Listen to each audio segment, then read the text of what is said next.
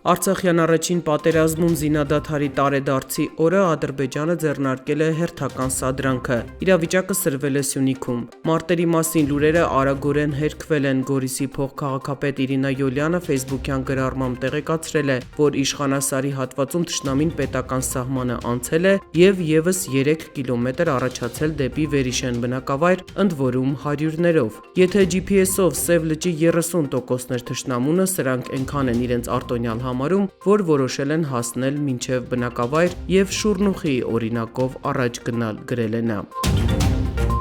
Գորիսի քաղաքապետի մյուս տեղակալ Մենուա Հովսեփյանը ահազանգել է, որ հակառակորդը փորձում է տեղակայվել առաջ եկած վայրում։ Սև լճի մեծ մասը մեզ է պատկանում նույնիսկ Ալիևա-Նիկոլական քարտեզներով։ Այնտեղի արհեստական ջրամբարից է իրականացվում համայնքի ոռոգումը։ Իդեպ ջրամբարի ամբարտակը հենց այդ քարտեզներով անցել է Թուրքին, գրել է նա։ Ռուս խաղաղապահները բանակցություններ են վարել, փորձելով լուծել խնդիրը։ Մենուա Հովսեփյանը ավելի ուշ ասել է, որ ադրբեջանցիները մի փոքր հետ են գնացել բանակցությունների արդյունքում։ Պաշտպանության նախարարությունից հայտնել են, որ վաղ առավոտյան ադրբեջանական զինուժը սահմանների ճշգրտման հիմնավորմամբ Սյունիքի սահմանային հատվածներից մեկում փորձել է որոշակի աշխատանքներ իրականացնել, որոնք դադարեցրել է հայկական ստորաբաժանումների ձեռնարկած միջոցառումներից հետո։ Պաշտպանության նախարարության հաղորդագրությանը հակասող հայտարարություն է արել Սյունիքի մարզպետ Մելիքսեթ Պողոսյանը, պնդելով, որ հակառակորդը ոչ թե առաջ է եկել, այլ մոլորվել է։ Սյունիքում հակառակորդը ոչ մի հատվածում առաջ չի եկել են դիտակետ դնեն, մոլորվել են, ասել է նա։ Այսօր նաև տեղեկություն տարածվեց, թե թշնամին Երևանից դիրքերը առաջ է բերել Վարդենիսում։ Տեղի բնակիչները տեղեկացրել են, որ ադրբեջանցիները Սարի վրա իրենց հենակետերը առաջ են տվել 3 կիլոմետր, իջել են ներքև դեպի Վերին շորժագյուղ, որտեղ գյուղացիների արոտավայրերն են, խոթարքները եւ խրամատներ են փորում այնտեղ։ Ավելի ուշ պարզվեց, որ ադրբեջանցիների շարժը պլանավորված է եղել։ Գեղարքունիքի մարզպետ Գնել Սանոսյանի խոսքով, քանի որ ձմռանը հակառակորդը չի կարողացել դիրքավորվել նոր սահմանին, ձնհալից հետո սկսել են դիրքեր տեղադրել։ Այնուամենայնիվ Վարդենիսի համայնքապետը ընդունել է, որ ադրբեջանցիները իրենց դիրքում հաստատվելու գործընթացի ժամանակ 300 մետր հատել են սահմանը, բայց հայկական կողմի միջամտությունից հետո հետ են գնացել։ Ազգային ժողովի պաշտպանության եւ անվտանգության հարցերի մշտական հանձնաժողովի նախագահ Անդրանիկ Քոչարյանին զայրացրել են մարտերի եւ վիրավորի մասին լուրեր տարածողները, որոնք ըստ նրա առիթից օգտվելով այդ լարվածությունը ճոխացրել են։ Վիրավորներ եւ կրակոցներ չկան եւ չեն եղել, ասել է Անդրանիկ Քոչարյանը։ Այսօր ամբողջ օրը, մինչև այս պահը, մեր հանրությունը գտնվում է խիստ գերլարված վիճակում։ Մի հատ լրատվական կառույցի եւ մյուս կառույցների ու անհատների այսպես անթաքույց շարժումների, շրջանակների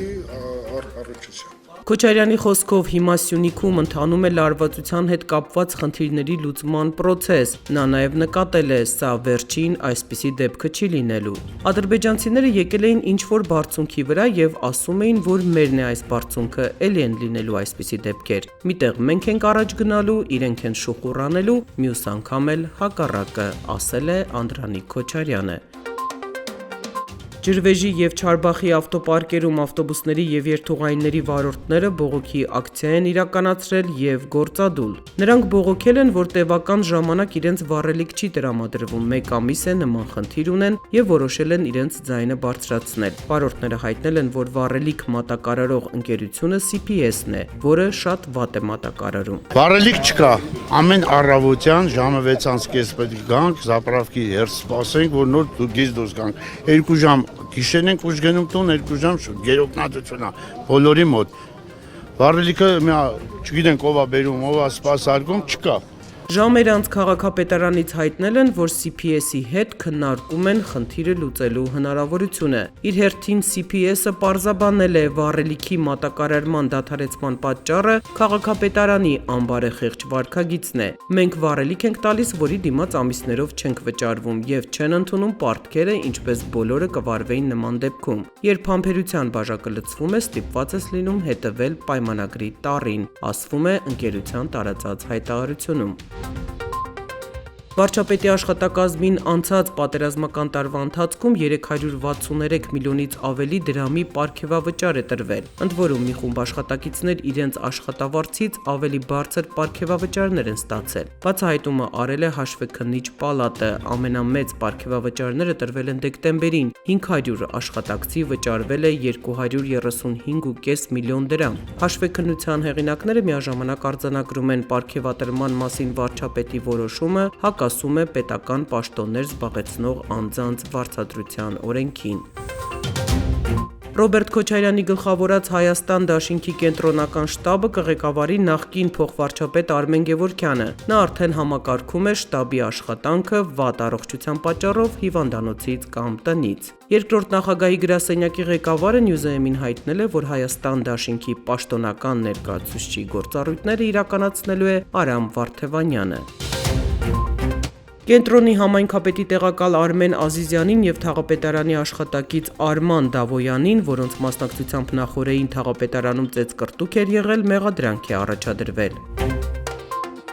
Քննչական կոմիտեից հայտնում են, որ Արմեն Ազիզյանը եւ 11 այլ աշխատակիցներ մտել են քաղաքաշինության եւ հողօգտագործման բաժնի պետի աշխատասենյակ, վիճաբանել, ապա ծեծի ենթարկել նրան։ Նրանցից մեկը համակարգչի ստեղնաշարով է հարվածել բաժնի պետի գլխին, մեկ ուրիշը կոտրել է համակարգիչը, պատճառելով 1.5 միլիոն դրամի վնաս։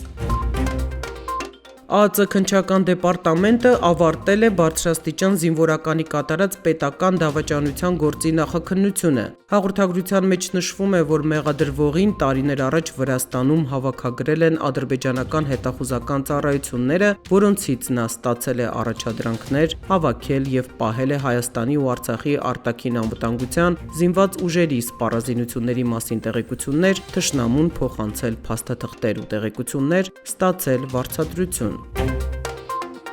Առնվազն 43 մարդ, այդ թվում 13 երեխա է զոհվել, եւս 296-ը վիրավորվել Իսրայելից Գազայի հատվածի գնդակոծության հետևանքով, որը շարունակվում է մայիսի 10-ից։ Պաղեստինի հրթիռակոծությունից զոհվել է 5 իսրայելցի, կան վիրավորներ։ Սրվել են նաեւ Իսրայելի եւ Թուրքիայի հարաբերությունները։ Էրդողանը Իսրայելը անվանել է ահաբեկչական պետություն։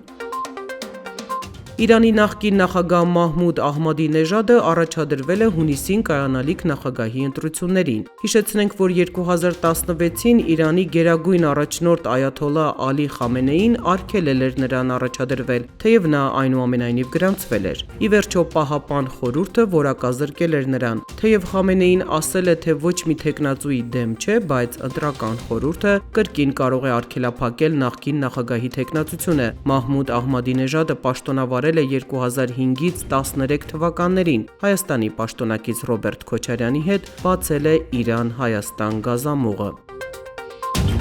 Սիսիանում զանգվածային թունավորում է տեղի ունեցել առողջապահության նախարարության հաղորդմամբ միայն վերջին 4 օրերին ջրից թունավորվել է շուրջ 300 քաղաքացի։ Բնակիչները ունեցել են փսխում, լուծ, թուլություն եւ ջերմաստիճանի բարձրացում մինչեւ 38 աստիճան։ Թունավորվածների մեծ մասը անչափահասներ են, 15-ը մեծահասակ։ Համաճարակաբանական հետազոտությունների ընթացքում պարզվել է, որ դեպքերին նախորդել է վթար բնակավայրի ջրամատակարարման համակարգում։ Դրա վերացման ուղղությամբ իրականացվել են աշխատանքներ, կատարվել են Սիսիանի խմելու ջրի եւ հիվանդների կենսանմուշների նմուշառում։